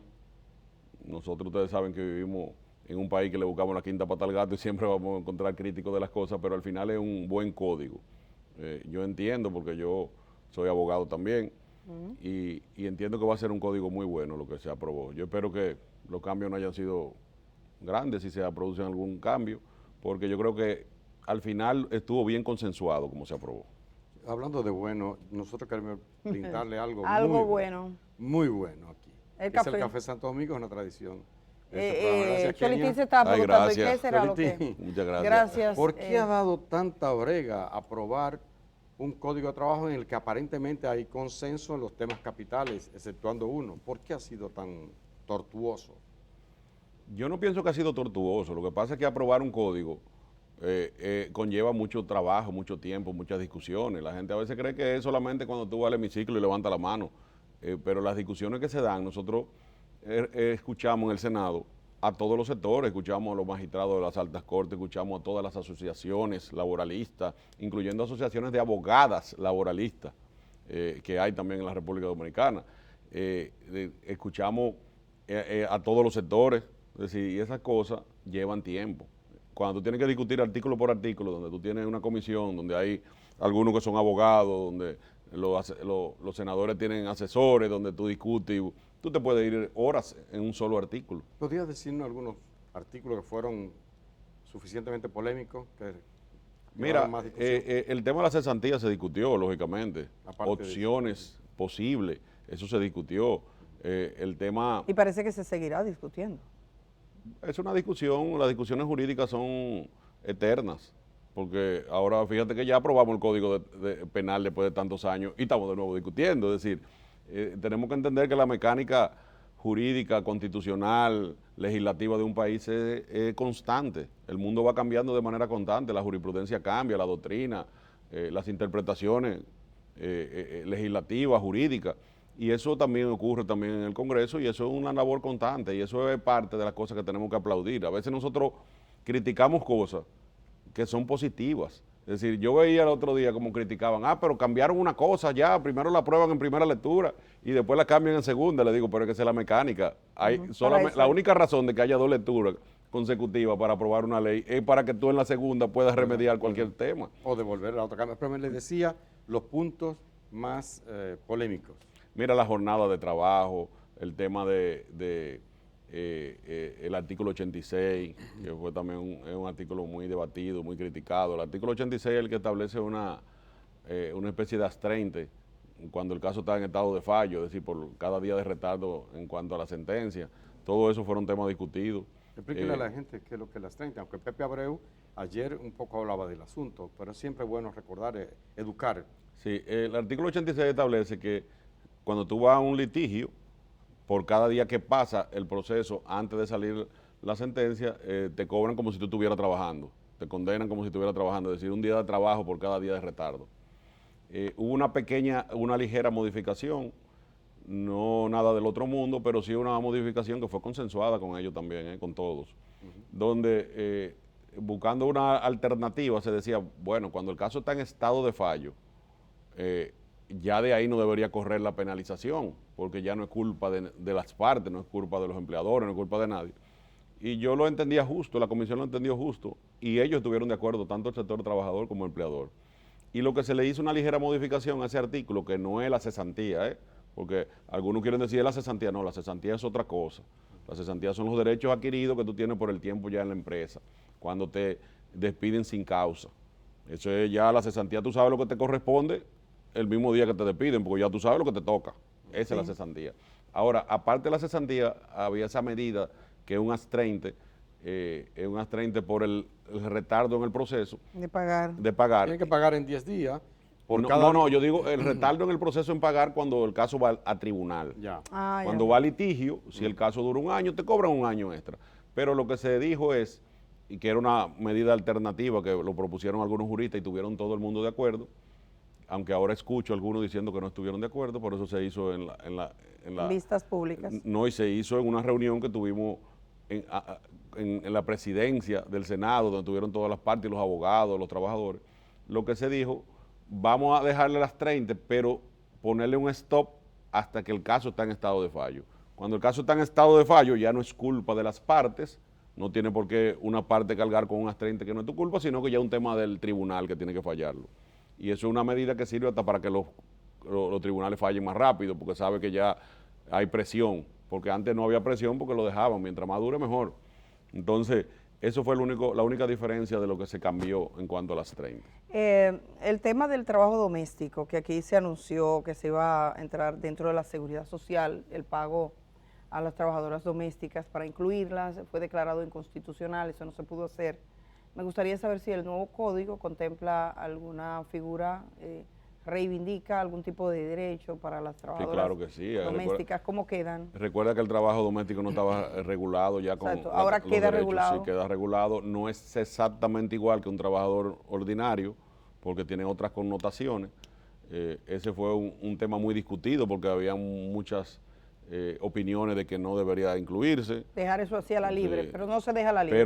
Pero también, porque muchos alegaban, bueno, es que las trabajadoras del hogar son parte de la familia, que esto, aquello. Bueno, eso en algunas familias es así. En algunas, pero hay otras familias que no son así. Y debe estar regulado. En muchas familias, la trabajadora doméstica del hogar come lo mismo que come la familia, pero yo conozco otras que hacen una comida aparte para las trabajadoras domésticas. Entonces, no necesariamente, y tú tienes que regular para la debilidad, para el débil. Entonces, por eso se reguló y se establecieron y se reconocieron derechos, ya reconocidos que no tenían antes. El teletrabajo es otro punto que se toca ahora, ¿no? Sí, claro. El teletrabajo que ha existido hace tiempo ya, sobre todo después de la pandemia, ¿verdad? Pero que de manera empírica estaba funcionando. Nosotros básicamente lo que hicimos es llevamos al código ya una realidad existente. Y ya también fue incluido también en la reforma, lo cual también es avance, porque aunque tú pudieras tener una aplicación legal a través de la jurisprudencia y la interpretación, pero no es lo mismo ya cuando tú tienes regulado el teletrabajo de manera textual, positivizado en la legislación como ya lo tenemos. También está el tema de los tribunales laborales, el tiempo que dura, tengo entendido que se crean nuevas figuras, nuevas maneras. Ahora hay una conciliación más activa, diferente, con otros jueces. Siempre en materia laboral tenemos actualmente la conciliación, pero la conciliación laboral que tenemos actualmente no funciona, porque al final es solamente llenar un requisito, un procedimiento. Ahora, con esta nueva legislación, se fortalece la figura del juez conciliador y se le da una connotación diferente donde las partes tienen que ir de manera obligatoria. ¿Por qué? Porque antes las partes iban representadas y eso la mayoría de las veces los abogados no tienen tanto interés como tienen las partes en conciliar. Y uno por experiencia conoce de casos que han ido a tribunales por una diferencia mínima. Y al final se van a años de proceso, que es perjudicial tanto para el trabajador como para el empleador, porque eso agota, al final de cuentas, un litigio. Y la tendencia mundial es tratar de buscar resoluciones alternativas de conflicto en el mundo entero.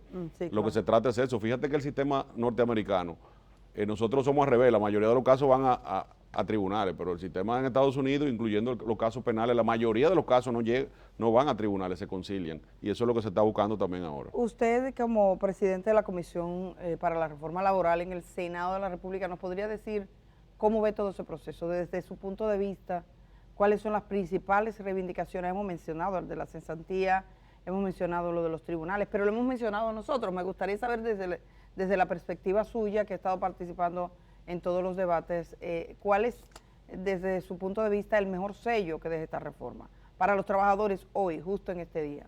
Mira, lo primero es que nosotros nos ponemos acorde a las normas internacionales ya que hay, los tratados internacionales de trabajadores que no teníamos, que no estábamos acorde con eso, incluyendo lo que acabamos de hablar ahora mismo de la trabajadora del hogar. Eso está regulado internacionalmente y hay tratados internacionales, acuerdos que llevan a esa igualdad y a esas reivindicaciones de un tipo de trabajo como ese.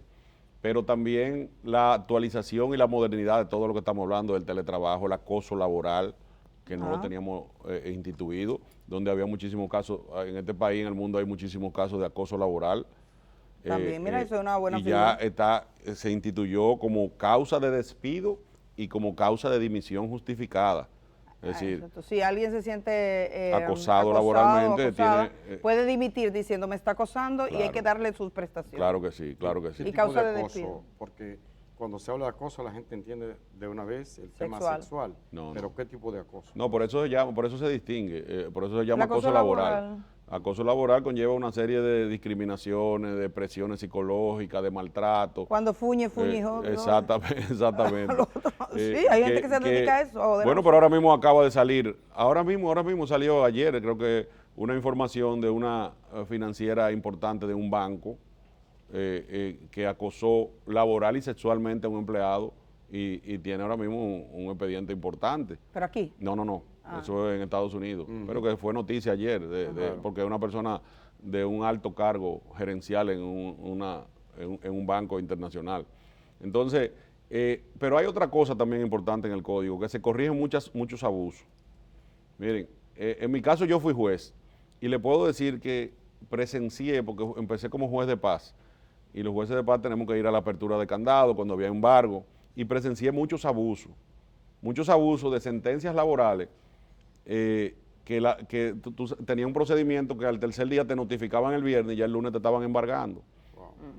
Embargo ejecutivo con distracción de bienes. Entonces, ¿qué ocurrían? A veces sentencias que no eran, tal vez no, imagínate una sentencia de 2 millones de pesos, iban y embargaban, imagínate una ferretería, que vi yo casos así abusivos, que fueron y sacaron y vaciaron una ferretería completa, tal vez con un inventario de 20 millones de pesos. Grupo de tigres se meten. Exactamente. Así mismo, literalmente, los hoteles era un problema serio que tenían los hoteles. Había mafia de abogados que iban y embargaban los hoteles y iban hasta sin fuerza pública. Todo eso se regula y se corrige.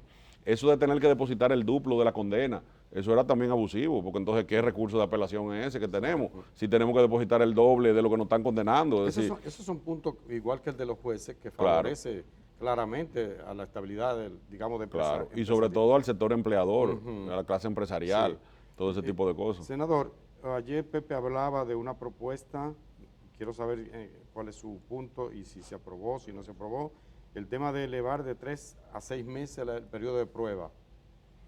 No, eso se planteó en la comisión del Senado y nosotros rechazamos eso, porque es cierto que hay algunos tipos de trabajo, tal vez muy técnicos, que 3 meses es muy poco, pero también hay otros que conocemos también, porque es lo que te digo, la ley se hace para el débil y para el inocente, por eso tenemos principio de presunción de inocencia. No es para favorecer al culpable, es para cuando hay un abuso contra un inocente, ese inocente tenga un instrumento legal para defenderse. Entonces, aquí sabemos que hay un sector empresarial muy serio y nadie va a abusar de eso.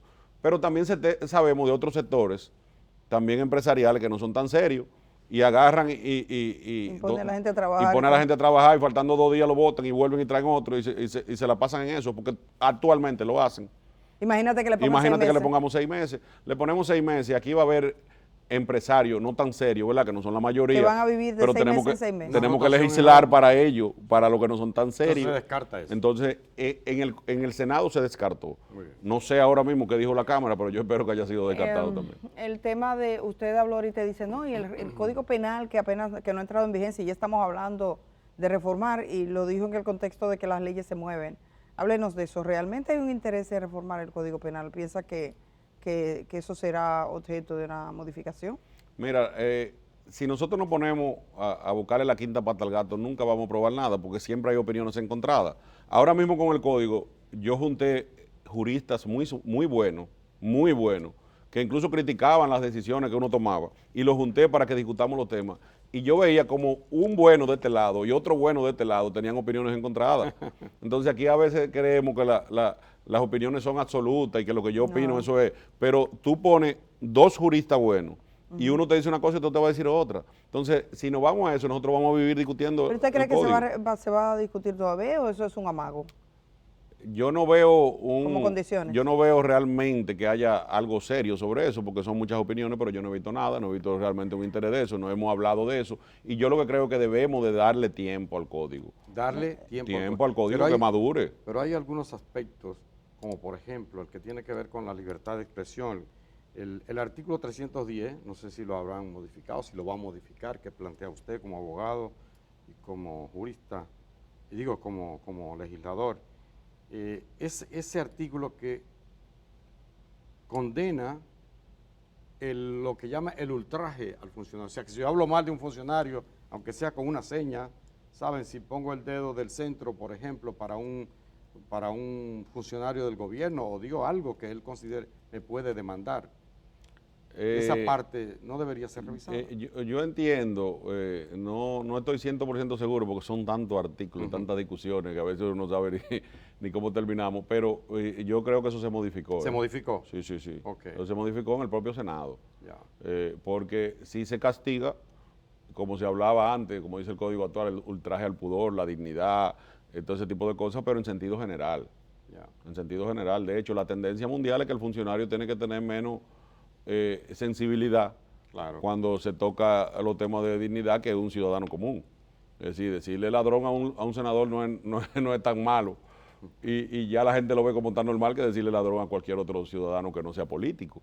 Entonces, el tema del ultraje, el tema de la difamación y la injuria, hay una línea delgada, pero que hay una permisibilidad más para el que está en un sector público porque está más acostumbrado a ese tipo de crítica, es más común. Sí, de hecho, nosotros mucho alegamos, yo fui de los que estuvo de acuerdo con que eso no había que penalizarlo porque sean funcionarios, eso es imposible, eso era época medieval, la época actual es al contrario.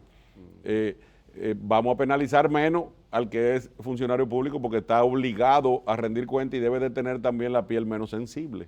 Totalmente. De todas maneras, sí que hay algún tipo de consecuencias para el que se invente una historia de usted y porque le ofenda. Lógico, porque el derecho a la honra, el derecho a la propia imagen, el derecho a la dignidad es un derecho fundamental, que a veces queremos creer nada más que el único derecho fundamental es la libertad de expresión. No. La libertad de expresión es un derecho fundamental, pero el derecho a la propia imagen, a la honra, a la dignidad, eso es otro derecho fundamental.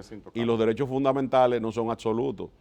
El respeto al derecho ajeno empieza donde termina el tuyo. Mire, ahora que usted está aquí, como usted es senador por la Altagracia, que es una de las zonas turísticas más relevantes, recuerden, en la Altagracia está Punta Cana, porque para alguna gente Punta Cana es otra cosa, ¿verdad? Es otra cosa. Es otra república. Sí. No, y de hecho parece que lo fuera por mucho tiempo, porque era increíble pensar que Higüey hubo un tiempo que no tenía ni siquiera un hospital decente, teniendo todo el desarrollo que tenía en Punta Todavía Cana. tenemos muchas Todavía tiene muchas precariedades en la precariedad. provincia de la Altagracia. Es increíble que teniendo los recursos naturales que tiene la Altagracia y el nivel de gestión turística, eso no se note tanto en el beneficio colectivo de un pueblo que se convirtió en una... Lo que pasa es que a nosotros nos pasó como cuando los hijos te crecen y tú no te das cuenta. Ajá, la eso provincia creció. de Altagracia, de ser un pueblecito pequeño, es una mega ciudad.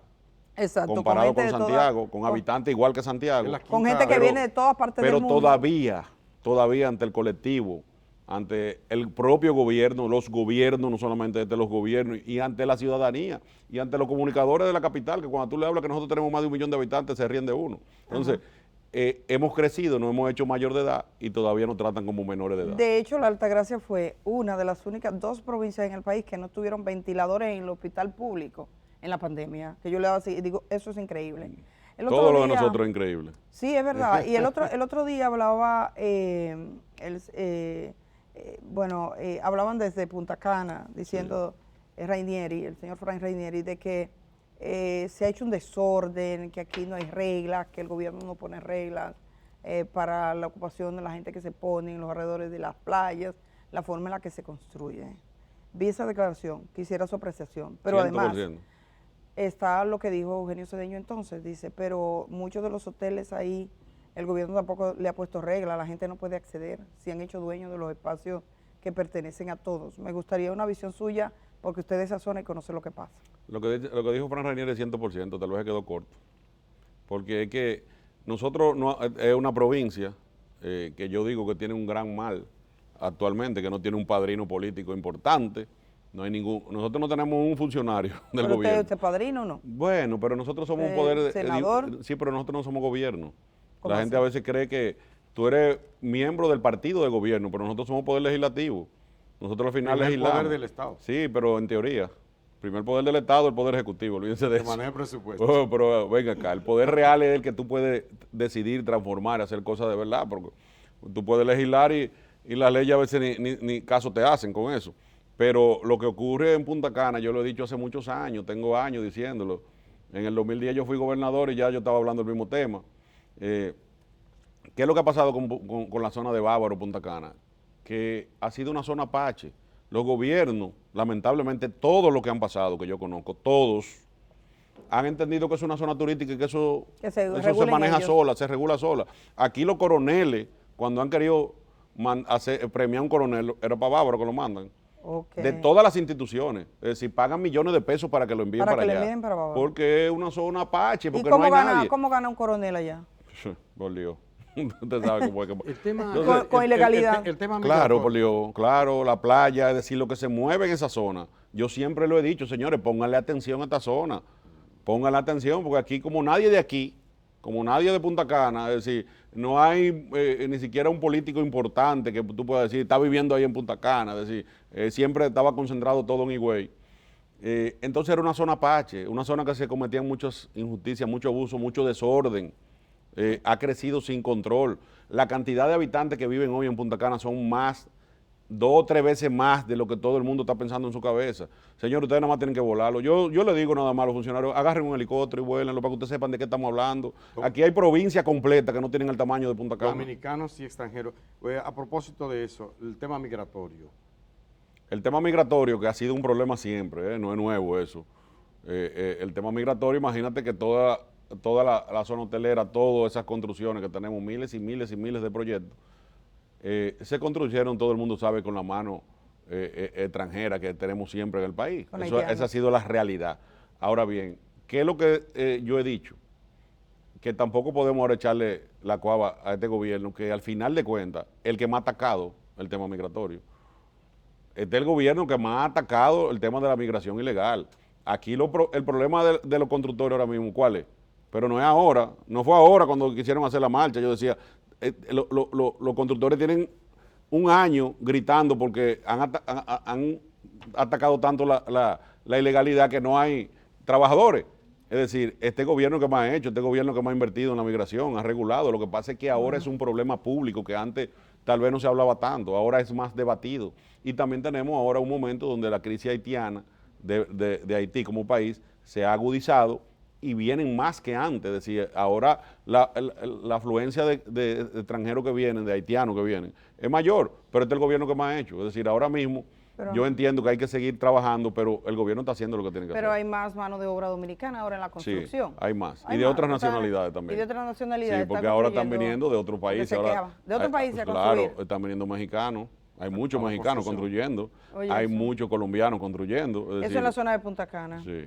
Gracias, Cholitín, por estar esta mañana con nosotros. Cholitín, que dirige en el Senado de la República, esperan próximamente ese proyecto de ley que al parecer ya sale de la Cámara de Diputados de la reforma laboral. Hoy Día de los Trabajadores. Muchas gracias a usted por venir. Gracias a ustedes. Sabemos que canceló algunas actividades para poder estar aquí. Le agradecemos mucho y a Amelia la gestión que fue quien le contactó.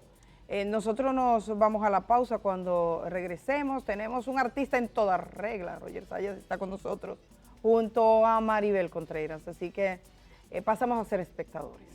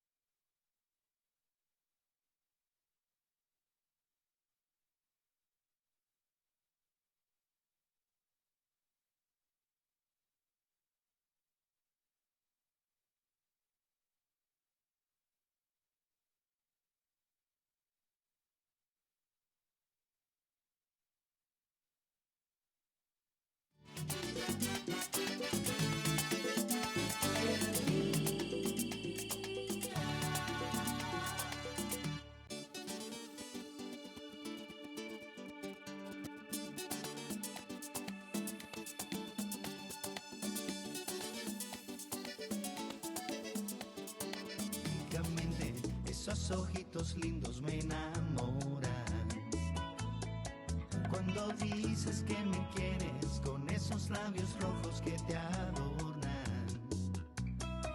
Cuando quieres seducirme, sé que voy a perder las ganas de tenerte tan cerca de mi piel. Suspiro y no comprendo lo fácil que lo logras, me enamoras.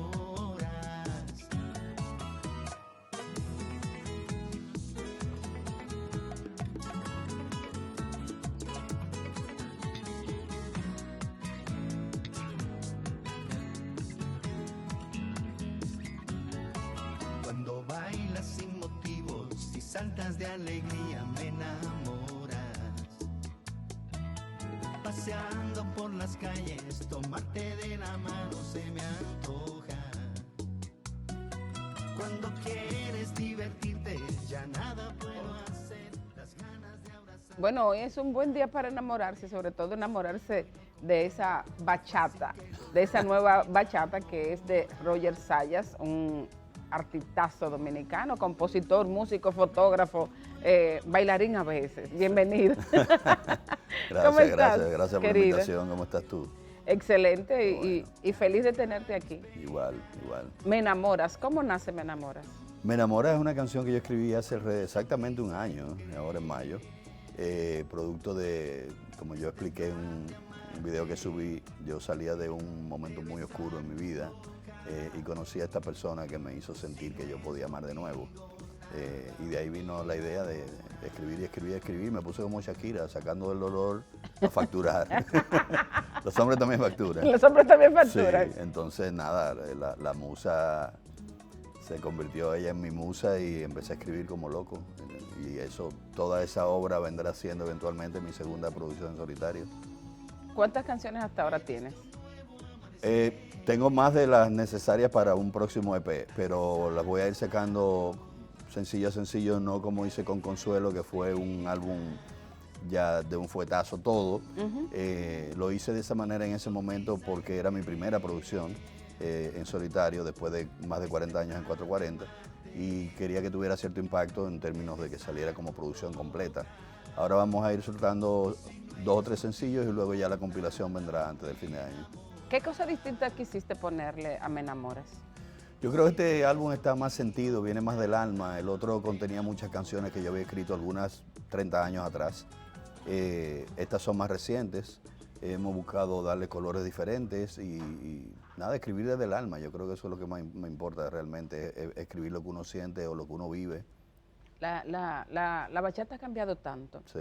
Pero sin embargo, o sea, por ejemplo, si tú te pones a pensar o nos ponemos a pensar en esa bachata rosa de Juan Luis, en esas primeras incursiones en la bachata de Víctor Víctor, si pensamos, por ejemplo, en la bachata de Luis Díaz, estamos pensando en una bachata que ha ido evolucionando tanto y que ha alcanzado tantos espacios. Tú eres del este, ¿verdad? Mi padre era de San Pedro de Macorís. De San Pedro. Nació en San Pedro. Sí. Esa bachata del este, Marino Pérez, Ramón Torres, etcétera, de repente como que, porque lo siento en el sonido de tu bachata, siento como que hay, además de haber una actualización de la bachata, también hay como una rememoración de los inicios de la bachata. Sí, yo siempre le he dicho, yo tengo 2 de mis hijos son músicos, y siempre les he promulgado el hecho de que tienen que venir oyendo lo de atrás, los clásicos, lo que de verdad nos allanaron el camino a nosotros, porque en la música todo está escrito, es buscar el origen y empezar a nutrirse de todo eso y empezar a descubrir de qué manera tú puedes añadirle colores nuevos o utilizar fusiones, y eso es lo que yo siempre he tratado de hacer con la música, mantenerme al día. Yo me mantengo al día, así como yo les nutro a ellos con lo que yo escuchaba cuando tenía la edad de ellos, pues yo escucho también lo que ellos escuchan ahora, y eso me mantiene al día en lo que está pasando con la música de hoy, ¿entiendes?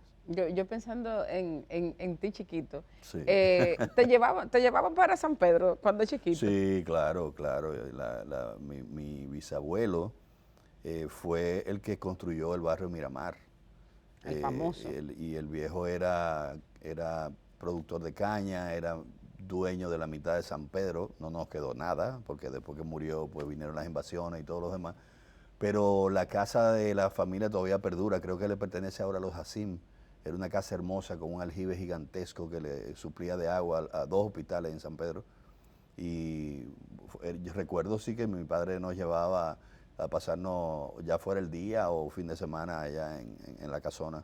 Pero el contacto con la bachata viene de esa época o vino ya cuando tú eras músico profesional. Ya cuando empecé a estudiar música años después, porque yo comencé siendo rockero como todo el mundo. Yo empecé estudiando música como todos los chamaquitos, pero luego ya empecé con la banda de los barrios, junto con mi hermano Alex Mancilla, Marco Hernández, Carolina Hernández. Somos amigos de los 12 años y vivíamos todos en el barrio. ¿Y cómo se llamó esa primera banda? Bueno, la primera que estábamos Alex y yo se llamaba Juventud 75, ya tú sabes, ya ahí se me cayó la cédula.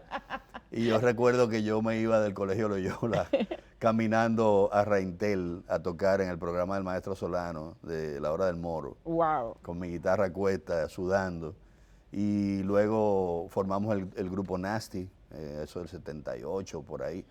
Luego de un año en Estados Unidos, que me fui con un intercambio cultural, Marco también, el mismo año, con AFS, pues al regreso formamos Friends, que ya era un proyecto mucho más serio, más maduro. Fue la primera y única banda hasta hoy en día que ha tocado con la Orquesta Sinfónica Nacional en la temporada pop del 84 que produjo el maestro Piantini y con la coproducción y arreglos de Jorge Taveras. Entonces fue una banda que ya nos enseñó otro nivel de profesionalismo, vamos a decir, hasta que ya me topé con Juan Luis y entré a 440. Y así ha pasado la vida, de 20 años en 20 años. Sí. Muchos y en años ese ya. trayecto, pues obviamente en la casa, mi padre, aunque yo conocí un solo familiar nuestro que era músico, que era Papito Sayas Bazán, que fue pianista de la Orquesta de Félix del Rosario, muchos años, murió joven. Pero en mi casa era muy musical y yo oía de todo de pequeño. Bueno, y el hecho de que tus hijos también sean músicos Sí. es porque no se ha hecho otra cosa, ¿no? No, claro. En mi casa todo el tiempo hay música. Sin música yo no puedo estar. ¿Cómo has logrado tú, Roger, tener una personalidad musical y artística fuera de 440? Yo creo que eso es lo que uno es. Yo no creo en poses. Yo creo que lo que tú eres es lo que tú plasmas en tu música, en tu arte, en todo lo que te mueve, vamos a decir. Yo no creo que puedo divorciar una cosa de la otra, ser de una manera fuera del escenario y otra en el escenario. Yo creo que la esencia, vamos a decir, es la misma. Yo sí, fuera del escenario, soy muy de mi casa, soy muy padre, yo soy papá hasta lo último. estoy muy pendiente de mis hijos siempre. Cuando sale con una cámara al hombro. Sí, la cámara se puede quedar en la maleta más fácil, pero sí, eso es otra pasión mía y es otra manera de yo expresarme artísticamente, ¿entiendes? ¿Te sientes realizado completo? No, el artista yo creo que evoluciona día a día y va descubriendo cosas de sí mismo día a día y hay que explorar esas cosas. Yo no puedo simplemente parquearme porque, ¡ay, tengo un disco! ¡Uy, qué chulo! Yo quería eso de pequeño. No, o sea, fue una secuencia de hechos que me llevaron a este momento y el año pasado saqué mi primera producción en solitario porque a pesar de tener canciones escritas hace 30 años, entendía que ese era el momento en que se me había dado para hacerlo, ¿entiendes? Nunca contemplé, estando en 440, hacer una carrera como solista, porque ni tenía el tiempo ni tenía la ambición, vamos a decir. Ahora lo veo como un proyecto de dejar un legado a mis hijos, pero también de expresarme de la manera en que yo venía haciéndolo hace tantos años, escribiendo estas canciones, y que no mueran en un disco duro o en una libreta de papel. ¿Hay una presión o una ilusión distinta al componer en este momento? Sí, completamente. Yo creo que a mí me cuesta, yo no tengo esa fuente de coger un lápiz o una guitarra y parir canciones como mi jefe, que es una cosa impresionante, las canciones que tiene, las que no conoce la gente, que son más, me imagino. Que están ahí grabadas, que él no sabe si las saca o no las saca, y como yo le decía a Amelia, el artista que decidiera hacer una carrera con las canciones que no se han promocionado de 440, le va más bien que el carajo, ¿entiendes? Porque son todas buenísimas, ¿entiendes?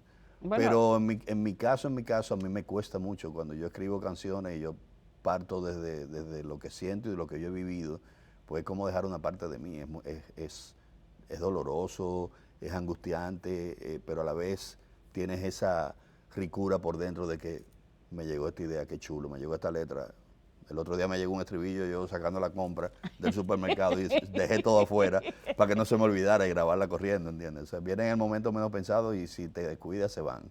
Mira, y te gustaría, yo sé, algunas de tus canciones fueron grabadas también por 440, pero ¿tienes algunos otros artistas que te han pedido canciones? ¿Has colocado canciones para No otros? he colocado, bueno, casualmente haciendo la promoción de Consuelo, me topé con un gran merenguero puertorriqueño que estaba ese día en el programa también y me dijo que él estaba haciendo un disco nuevo después de muchos años y que quería, que si tenía tema, pero no, me he concentrado más en grabar yo mis canciones porque siento que son tan personales y tan de mí y cosas que yo viví con uña y carne que me cuesta soltarlas, pero sí, eventualmente, obviamente que lo voy a hacer, todavía tengo muchas canciones sin grabar.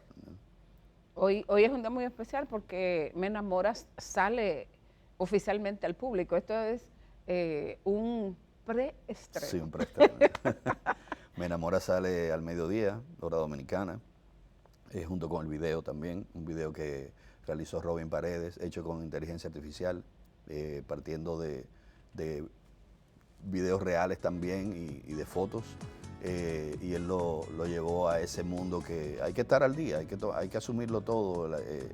La inteligencia artificial puede ser un arma de doble filo, pero depende cómo tú la uses. Entonces hay que mantenerse al día, es lo que yo digo, no simplemente abusar de ella, sino y no lucrarse también en el caso de la música. Hay mucha gente sacando música hecha por programas de internet donde ellos no han hecho absolutamente nada y pretenden lucrarse con eso y no, ¿entiendes? Hay que utilizarlo como es un recurso que te da otras opciones. Que te da otras opciones, claro, que te puede ahorrar tiempo, que te puede ahorrar dinero. Claro, y por eso lo hicimos así. Pero si no tiene nada de ti, no es tuyo. Definitivamente. Y en el caso del disco, pues vuelvo a los brazos de mi querido Dani Barón, que es un productor venezolano maravilloso, que tenemos un matrimonio ya que de ahí no me saca nadie.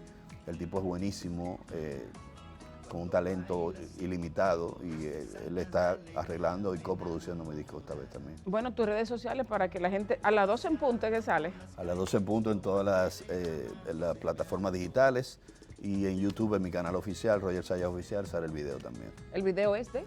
El video de Me Enamoras. Ajá, no, ¿quién lo hizo? Robin Paredes. Robin Paredes. Robin Paredes editó mi video de Consuelo y esta vez realizó y dirigió esta pieza hecha con inteligencia artificial. Me Enamoras. Me Enamoras. Gracias.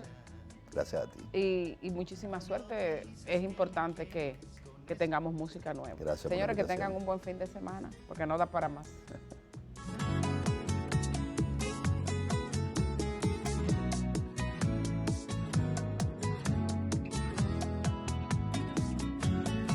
Si me miras fijamente, esos ojitos lindos me enamoran. Cuando dices que me quieres, con esos labios rojos que te adornan. Cuando quieres seducirme, sé que voy a perder las ganas de